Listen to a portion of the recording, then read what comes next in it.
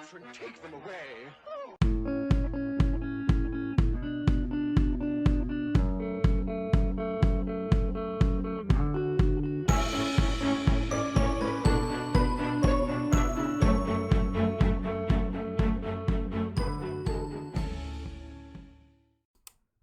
Okay guys, I'm going to go back to market, have a look at Euro JPY. I have recently traded Pound JPY, and I did that kind of just to back something up, so I did it with a low sort of bid count.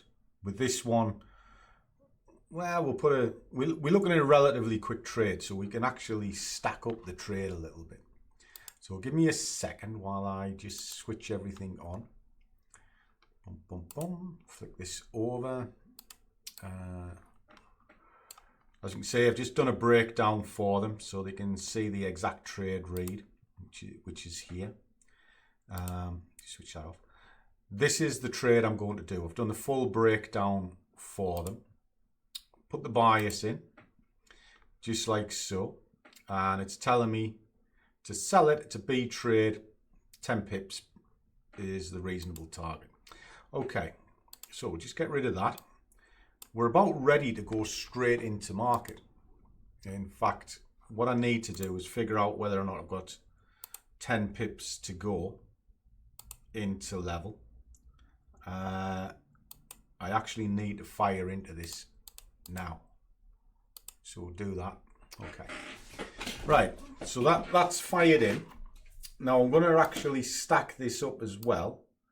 It's going to drop that onto that level. So we just in time, boys and girls, because it was a little bit late because I've just done that video. But what we're looking for is a continuation of this move, and I saw various bits and pieces coming in. Now I actually want to stack it up. Now let me explain a little bit about the trade while I'm doing it. Now it should be the only ticket running. It is. There's nothing left, and if you see the other video I've done today, you'll see me do this where I was looking for 10 pips. But I did that as an exercise because I'm already ahead of the game at the moment, and I'm quite pleased with where I am in my trading this year. I don't need to push the boat out too much. So if I do 50, 60 quid a day or even 100 quid a day, it's just bonus. Quite happy, and I'm not greedy. So we've marked this all out. If we pull this out to a daily, you'll see it's had a colossal thump down. And the theory could be, oh, well, you can have a wonderful buy all the way back here. You can, till you look at the bigger picture. This might actually be selling off quite a bit against this huge move, right? So moving long is quite dangerous. So my play is to go to the short side. Now if I'm going to the short side, and bear with me just a second because I want to replicate this on my prop.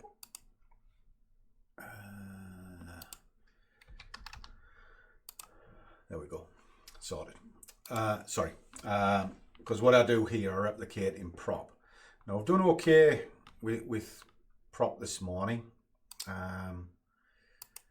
Sort of had 130 quid out of it already. Just pull that down so you can see. There you go. And again, the guys, they saw me do this, you know, because I put it in the buy sheet all the time. Right. Forgot where I was going there. Let me have a cup of coffee, because we all know that Scruffy likes it coffee. And I'll explain this. So I've made a dominant bias to the downside. So all I'm doing is looking for sells. That's it. Just looking for sells. Come into the 4 hour, and I can see that it's moving against this. Brilliant. So if that's coming down, that's the first barrier, which is 10 pips. Quite happy with that, but it could actually get easily down into here. And as I go through the trade, I might pull that down onto there, see how we go, you know. But at the moment, we'll just see how it goes. All right. Hourly. Right. Now we're looking at the hourly. You can see the move it's coming against. How far is it going? Now, if I put a fib into this, a fib has 3 moves. It has the drive, the compression, and then the move. Well, we're in the compression. Okay. Now, how do you put a fib into it? Well, you need to lock it in stone. So if I pull that up to there, and we'll come across, that swing is the locking point. It's locked it in. All right. So it can actually now give you some targets. So we've got one here. This is on the hourly, by the way, guys, just if you can't see it. And what it does, it gives you good target, entry, exits, etc., etc. And that's what you use your hour, your 15, your 5 minutes for. Well, not so much the 5 minute, but certainly the 15 can do it for you. Because there's enough data in them to give it reasonable bounce points. So if these are good targets, and I want to tighten the range up to 15 minutes, well, I can see that it's pushed against this and it's slammed down through there. So I can now start putting in what's called entry exits, or just entries rather. Just pull that up to here, just so we can see it. And like I say, I was a little bit late because I should have been in on the 76, but hey ho. So we're not a million miles off, so we'll kind of forgive myself for that. First 3 entries are my trade. So that's running up to here. And then as it comes up, we start building up a picture. All right. And what I want to do is come down into the next first barrier, where the first barrier is this black line. So that's why it was targeted out. If it runs, well, maybe we can get it to here. You know, there. So what's that? That's like 17 pips. You know, if it runs and smashes through. So we'll just leave that there for now. But I'm going to keep an eye on this. Comes down, I'll make a choice whether to take some money off or just kill the whole trade. Now, as this comes up against me, I'll look to enter here, here, here, and here. Why? Get a better price for the price moving against. But the move is downward. There's a lot of downward pressure. And there are nothing here to really say that it won't move further down. Drop it into 5 minutes and I can kind of look at this to start seeing where you might find some nice entries. Could even be this one. All right. So this is a good point. So what I'll do is I'll put another order here and let it run up into there and then come down. And if it cashes out before it gets there, so what? Quite happy. So that's what we'll do. We'll put one there as a set and forget. Just drop that all the way up to the top. Pull that down. There we go. So that's on there. Let's just have a look, see where its target is. We'll target it same place, just for why not. Shakes and giggles, as they say. Okay, let's see if we can play this out. Catch you in a bit.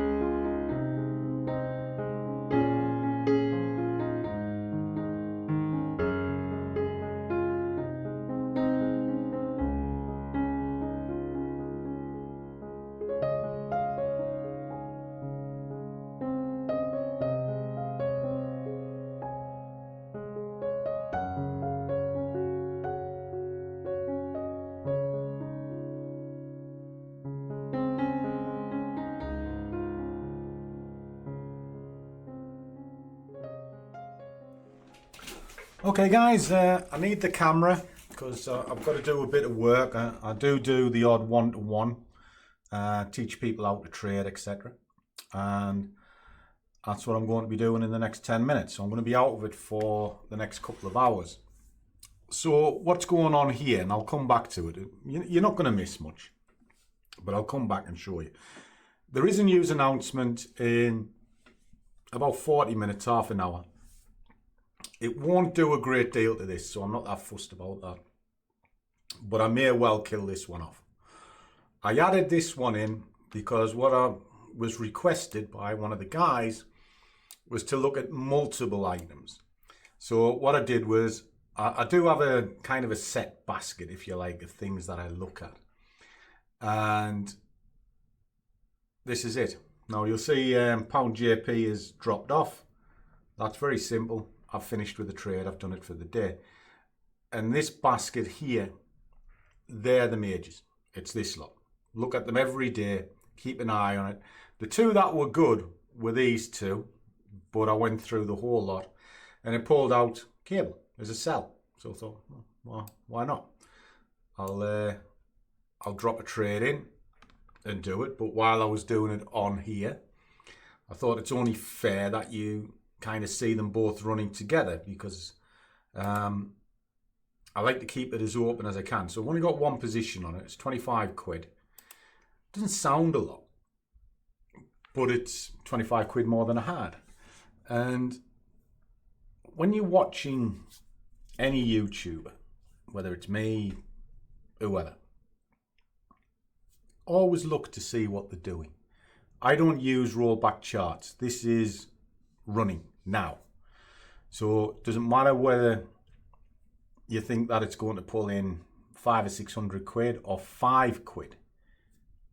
The process is what you see. You know, to put it this way, if I knew what the outcome is, I'd be a billionaire. And that's why a lot of YouTubers have saying, oh, I made 20,000 quid. You've got to remember, it takes money to make money. You know, it doesn't just flash in the pan. I do it slightly different in the sense that I show you it being built up as I'm doing it, but I've already publicly told people what I'm doing beforehand. So my head really is on the block. All right. So there you go. I hope that kind of makes sense. I'll catch you in an hour and a half, 2 hours. But I'll probably kill this one off. So if you see it cashed out at about 30, 35 quid, it's because it hasn't really pushed into target. The news announcement's coming on us, and I kind of want to get out of it before that news announcement comes. And then I'll work on this. And there we go. Catch you in a bit. Well, we're waiting.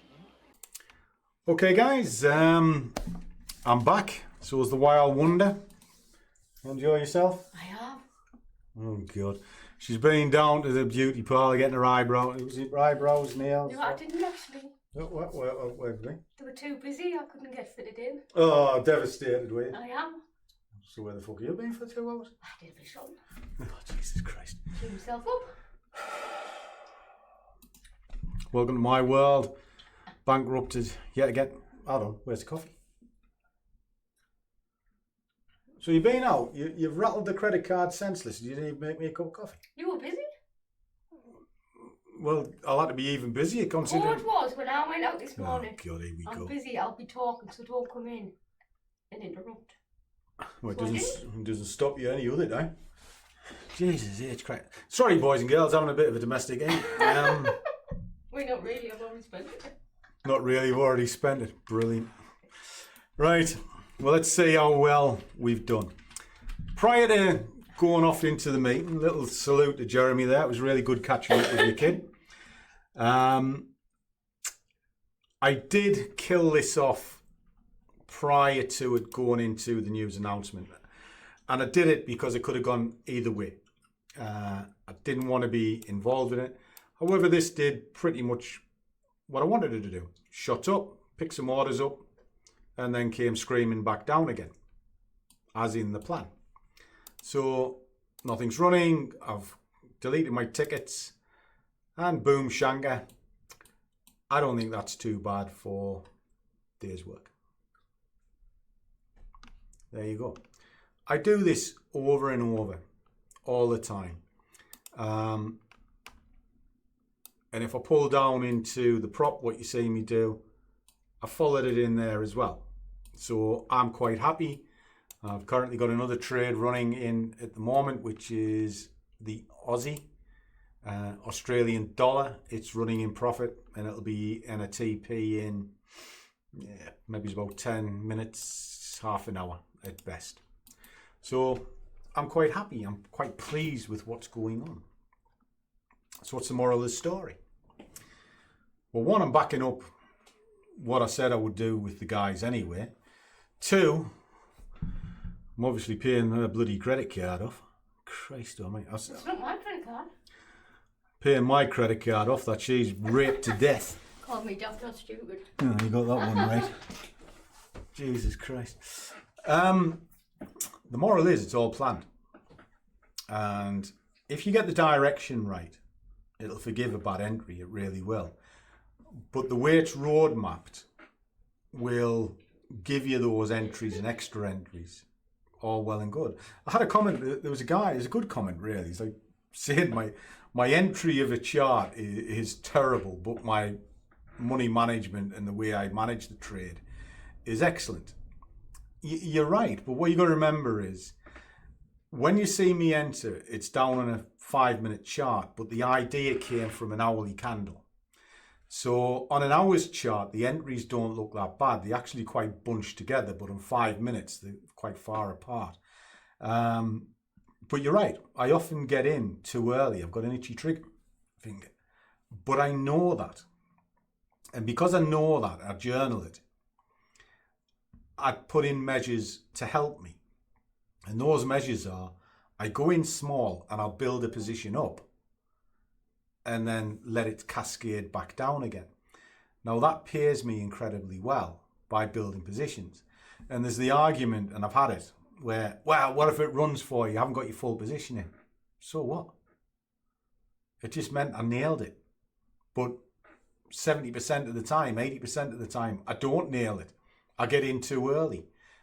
So over time, me staging backwards works for me. And the thing is, it also lets me have a bigger point of pain. I can have a wider stop. It's why I don't give a toss about risk reward. Because when you look at my risk reward, you're aiming it on the first entry. I don't. I aim it on 3 and 4. So my stop is actually really close to the top of the market where I should have got in the first place. So it's a bit odd how I do things, but it works for me. And that's the key moral. If whatever you're doing works for you, don't let anybody tell you different. If it's working, it's working. It's brilliant. If it isn't working, then listen. And you might pick something up and adapt and then change it into your way. Know thyself. It's the beginning of wisdom.